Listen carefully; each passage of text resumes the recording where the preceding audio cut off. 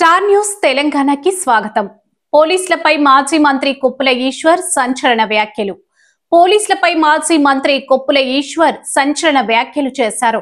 ఫోజులు కొట్టే పోలీసులు తెల్లవారితే చాలు బల్ల కింద చేయి చాచకుండా కథ నడవదని, లంచం తీసుకోకుండా పోలీసులకు రోజు గడవదని, సమాజంలో జరుగుతున్న దందాలపై మా నాయకులు దృష్టి పెడితే ఒక్క పోలీస్ కూడా విధుల్లో ఉండరని, బీఆర్ఎస్ నాయకులను చూసి అలాంటి పోలీసులు భయపడాలని, ఎన్ని కేసులు పెట్టినా బీఆర్ఎస్ శ్రేణులు భయపడవద్దని, ప్రభుత్వ వైఫల్యాలను ప్రశ్నిస్తే పోలీసులు మా కార్యకర్తలు నాయకులపై అక్రమ కేసులు పెడుతున్నారని మాట్లాడారు.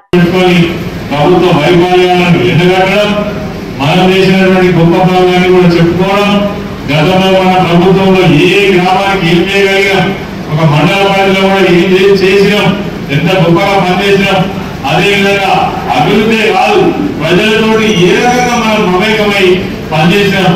ఇట్లా వ్యక్తిగతమైనటువంటి శత్రుత్వం పెట్టుకొని ఆ పార్టీ అయితే ఆయన అన్నదొక్కాలి, మన పార్టీ అయితే ఆయనకు పనిచేయాలనేటువంటి సిస్టమ్ మనం ఎక్కడ కూడా అమలు చేయలేదు.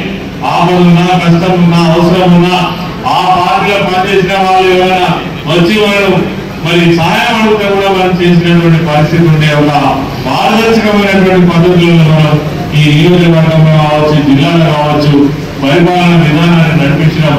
కానీ అట్లా లేదు. ఇప్పుడు వాళ్ళ మనుషులను ఏది ఈయన మనోడా కాదా, మనోడైతేనే వాళ్ళకి పని, లేకపోతే లేదు. అనేక అవమానాలను మన మాజీ సర్పంచులు, మాజీ ప్రజాప్రతినిధులు పోలీస్ స్టేషన్ కావచ్చు, నిర్మాణ వాహకులు కావచ్చు, ఎంపీ వాహకులు కావచ్చు ఇబ్బందులు పడుతూ ఉన్నారు.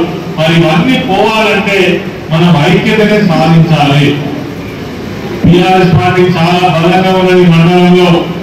వీళ్ళ మాట వినకపోతే మాకు చాలా ఇబ్బంది అవుతుందని ఏ అధికారైనా భావించేటువంటి పరిస్థితి రావాలి. మీకు ఒక ఉదాహరణ చెప్తున్నా. మనిషిని చూస్తే పాము కింద భయమో, పామును చూస్తే మనిషి కింద భయమో, మనిషిని చూస్తే పాము కూడా అంతే భయం. ఇలా పోలీస్ పోలీస్ పోలీస్ అని ఊరికే మనం మాట్లాడుకుంటున్నాం. పోలీసులకు ఎంత భయం తెలుసా? ఆయన మీద ఒక కంప్లైంట్ అయినా, ఆయన మీద ఒక పేపర్ యొక్క స్టేట్మెంట్ వచ్చినా, ఆయన వ్యతిరేకంగా ఒక ధర్నా జరిగినా ఆయన రిమార్క్ రాయబడుతుంది. ఆయన ప్రమోషన్ అప్పుడు తప్పకుండా ఆపబడతాడు. అందుకని వాళ్ళకి చాలా భయం ఉంటుంది, మీకు తెలియదు. తర్వాత మన ముందర బాగా పోలీసు కొట్టేటువంటి పోలీసు అధికారులు ఎవరైతే ఉన్నారో వాళ్ళు తొక్క పూసలు కాదు. తెల్లారు వేస్తే బల్ల కింద చేయకుండా ఎవరికన్నా నడవదు. మీరు కళ్ళు కరెక్ట్ గా మనకి నిజమైనటువంటి దృష్టితో వాళ్ళను చూసినట్టయితే మనకు వాళ్ళు భయపడాలా, మనం వాళ్ళకు భయపడాలా, ఎవరికి భయపడాలో తెలుస్తుంది. నిజంగానే మండలాల్లో నేను చెప్తా ఉన్నా, మీరు ఒకసారి దృష్టి పెట్టాడు ఎన్ని రకాల ధర్నాలు నడుస్తున్నాయి. ఈ ధర్నాలను నడుస్తుంటే వాటిలో మీరు దృష్టి పెట్టండి. మేము నిజంగా వీళ్ళతో కలిసి లేకపోతే మా ఏ ఒక్క ధర్నా నడవాలనేటువంటి పరిస్థితి వస్తుంది. ఆ ప్రకారంగా కనుక నాయకత్వం ఉన్నట్టయితే మిమ్మల్ని చూసి వాళ్ళు భయపడతారు తప్ప వాళ్ళని చూసి మీరు భయపడేటువంటి అవకాశం ఎక్కడ కూడా ఉండదు. రకరకాల ధర్నాలు నడుస్తున్నాయి. నెల రోజులు ఒకవేళ దృష్టి పెట్టదలుచుకుంటే ఒక్క పోలీస్ అయినా ఉంటాడా? ఏసీ మీద ఒక్క పోలీస్ అయినా ఉంటాడా? అసలు లంచం తీసుకోకుండా ఒక రోజు గంట రావాలి. మరి ఎవరికి భయపడాలి? ఎవరికి భయపడాలి? మనకే, మన నాయకులకి వాళ్ళు భయపడాలి, మనం భయపడగా. పెట్టుకుంటావా? కేసులు ఎన్ని పెట్టుకుంటావు పెట్టుకో. ఏం తప్పు చేస్తున్నావు?